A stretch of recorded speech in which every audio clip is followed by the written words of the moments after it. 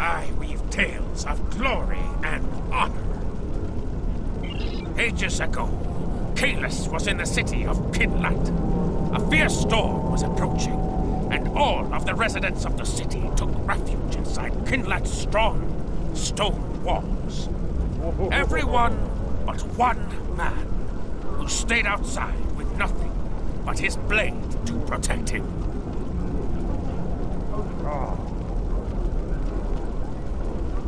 I weave tales of glory and honor. When Kalis fell in love with the Lady Lucara, he offered her gifts of precious jewels and wrote her words of great beauty. She rejected his offerings. Despairing of ever winning her love, Kalis went to the city of Kamji, where the Lady Lucara was residing. It was there that the soldiers of the tyrant Molor attacked. The soldiers of the city's garrison fled, leaving Kalis and Lucara to face 500 warriors alone. They defeated Molor's forces and saved the city.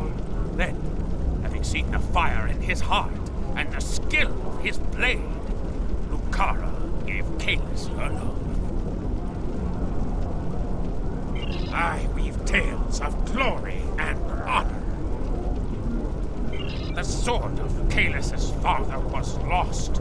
Kalis' treacherous brother, Morath, had thrown it into the sea. Kalis wept, for the sword was all he had left of his father. His tears filled the ocean.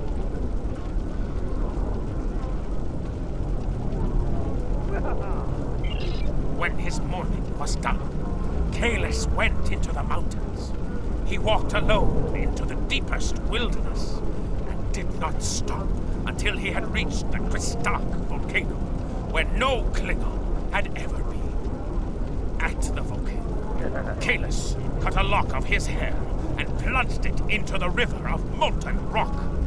The hair burned, but then Kalis thrust it into the lake of Lusor and twisted it into a sword. That was the first battle. The Sword of Honor. I weave tales of glory and honor. Kalis used his blade to defeat Molor. He used it to force the Feklari hordes to retreat to the hell from which they came. He used it to skin the serpent of Sol, and its might forced his brother, Morath, to submit to Kalis and return to the path of honor. There is no greater weapon in our history. With the sword of Kalis in my hand, I could face an entire fleet and win. After Kalis left this world for Stovall, the sword was our greatest treasure, and the monks at Boreth kept it safe for Kalis' return. When the Hurk conquered the Empire, they took the blade as a spoil of war, and we thought it lost forever. Many have searched for the blade, but its place of honor in Boreth remains empty. I hear stories that say Worf, son of Moog, went on a great adventure once with his beloved and the great Dahar Master Kul. I have heard that they searched for the sword of Kalis, and some even say that they found it. When I ask Worf to tell me this story, he turns away without a word. Ask him yourself. Perhaps you will be more fortunate. I weave tales of glory and honor.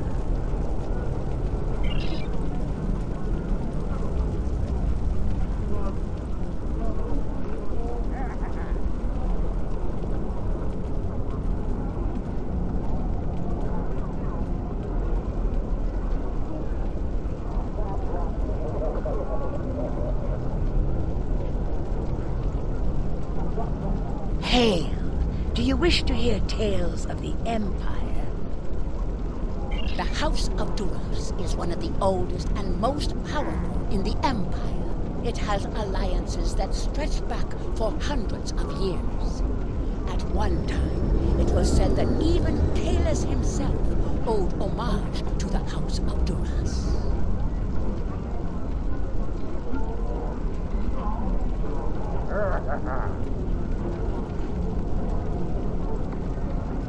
Hail!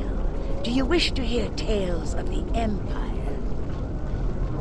Martok was born a commoner, but with skill and honor, he rose to greatness. Not even the stain of having been replaced for a time by a shapeshifter was enough to stop him.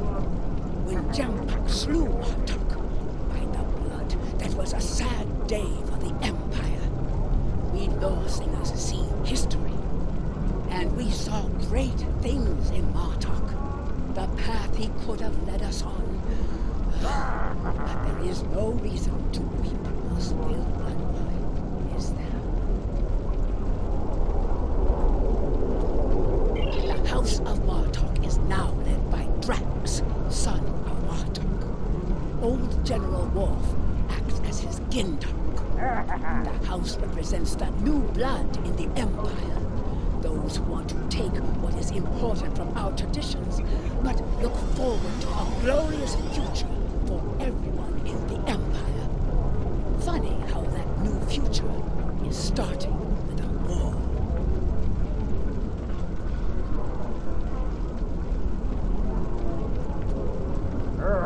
When Drex's father was killed by Jempak, Drex vowed vengeance. Since Jempak wouldn't be where he is today without the support of the House of Duras, that conflict has spilled over into a feud between the House of Martok and the House of Duras.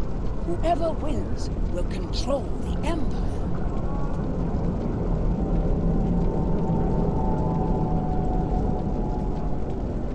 Hail!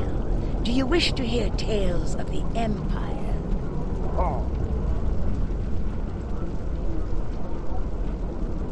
Worf was once a Federation officer.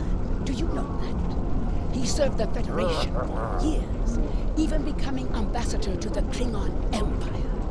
But he and Martok were great friends, and Worf was joined to his house. As Martok's fortunes rose, so did Worf's.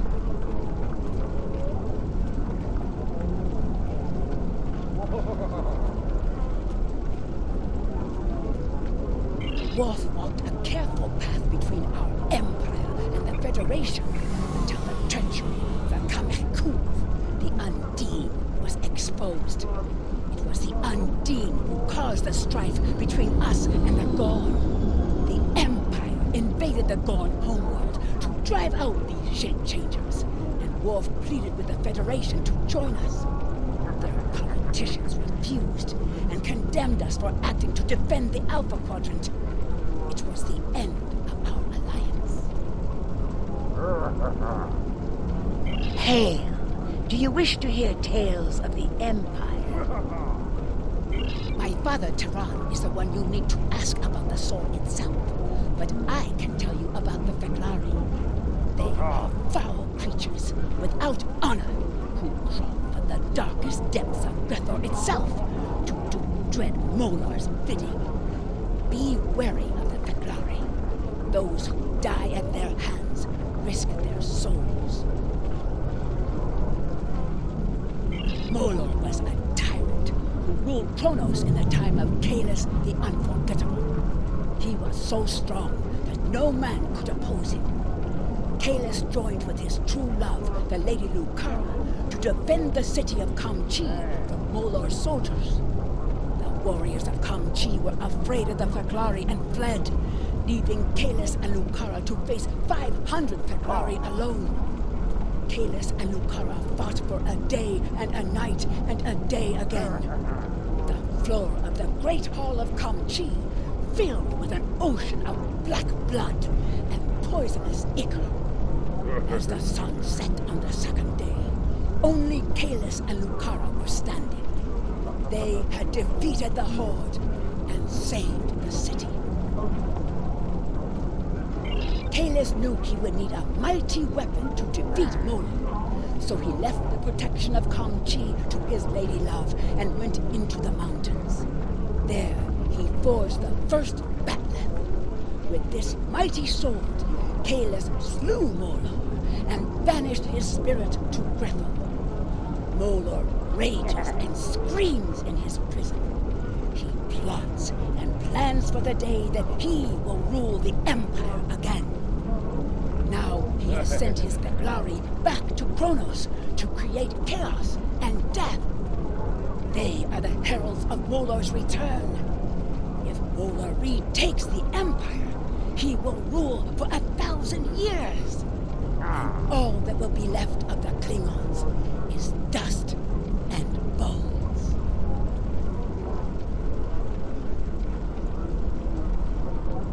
Hail!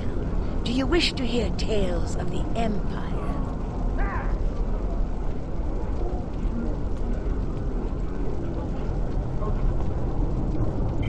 The Fakiri. Like many others, I thought they were the stuff of legends. That has changed. We all know the stories. How the Fakiri came forth from the darkest depths of Grethor itself to do the bidding of Molor.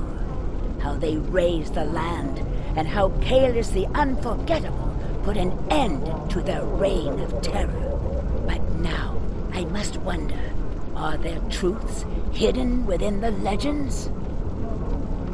For some time, there have been those among us who believe the Fakiri were more than a myth. It was not a popular belief. The discovery of the Sword of Kalis gave strength to those believers, however. For if the great weapon of the first Emperor was real, could not his great foes have been real as well? The invasion of this great city by the Fakiri horde will no doubt give them even greater cause.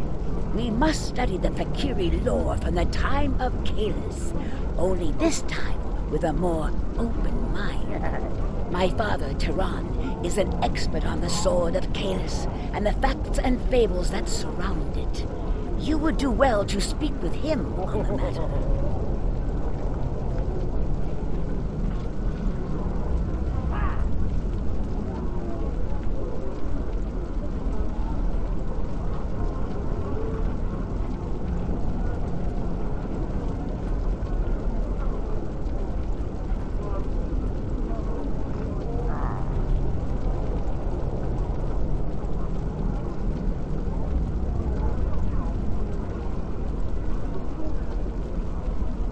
Hail!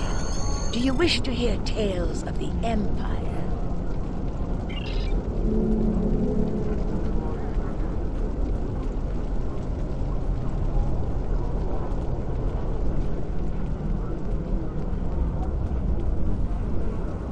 I weave tales of glory and honor.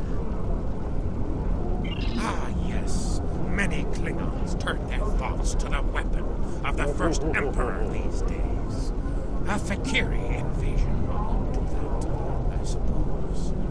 Put simply, there is no greater weapon in our history. With the Sword of Kalis in my hand, I could face an entire fleet and win. And now, it seems we have need of such a mighty blade once more. For some time, the monks of Boreth safeguarded the weapon until the coming of the Herc several thousand years ago. They took the blade from us, and it was thought to be lost forever. There are some who say that Dahar, Master Kor, and Worf found the blade, and yet, when I speak of it to Worf, he turns away without a word. The son of Mod is here now. He is a stubborn man, but he always strives to do the right thing for the Empire. And the Empire needs the Sword of Kalis now, perhaps more than ever before. Ask him yourself. Perhaps you will succeed where I have failed. I weave tales of glory and honor.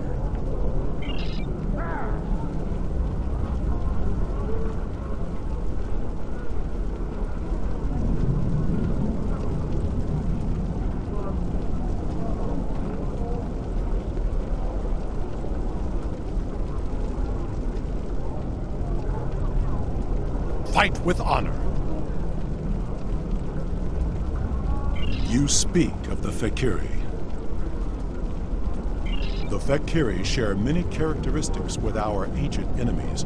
However, one of the things I learned during my time in Starfleet was that things are not always as they seem. It may be that the true enemy is hiding behind legends until they choose to reveal themselves. That is a task for the lore singers. Suffice it to say that it has power beyond that of a normal weapon. Not only can it rend flesh and bone, it can control hearts. To my regret, I found that I was not up to the task of being the sword's master. This is a story that I am loath to share without good reason. However, I know you to be honorable and a friend to the House of Martin. I do not believe you would ask without reason. I accompanied Daha Master Kor and Jadzia Dax on a search for the Sword of Kahless. Kor had uncovered information during his time as a diplomat to Vulcan that he believed would lead us to the sword's location. He was correct. We found the sword on a Herc world in the Gamma Quadrant. The sword brought the dark sides of our natures to the surface. We argued over who was to keep the blade. I might have even done the unthinkable and killed for the blade, if Jadzia had not been there to stop me. Kor and I realized that the Sword of Kahless was too powerful for any man to wield. It had divided us. It would have divided the Klingon people as well. We agreed, for the good of the Empire, to transport the blade into deep space. If Emperor Kahless had not been successful, it would be there still.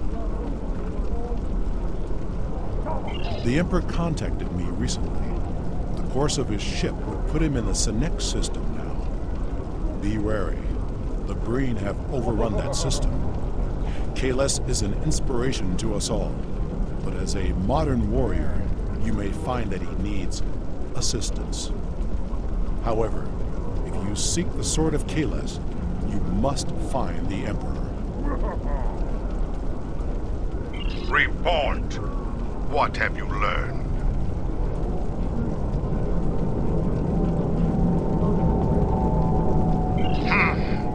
I thought his obsession with the weapon was risky, but I did not expect him to actually find it in the void of space. And so I agreed to his plan to search for the blade. I should have known better. He is Kahless. Achieving the impossible comes naturally to him. It will not be a good thing if the Emperor's obsession with the relic gets him killed.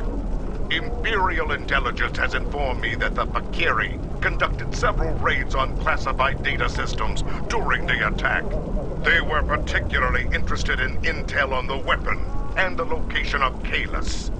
If they aren't sending a fleet to intercept the Emperor, I'll eat a plate of cold dead gagh. Agreed. Return to your ship and make your way to the Senex system at maximum warp. Hopefully, you will make it there before the Fakiri.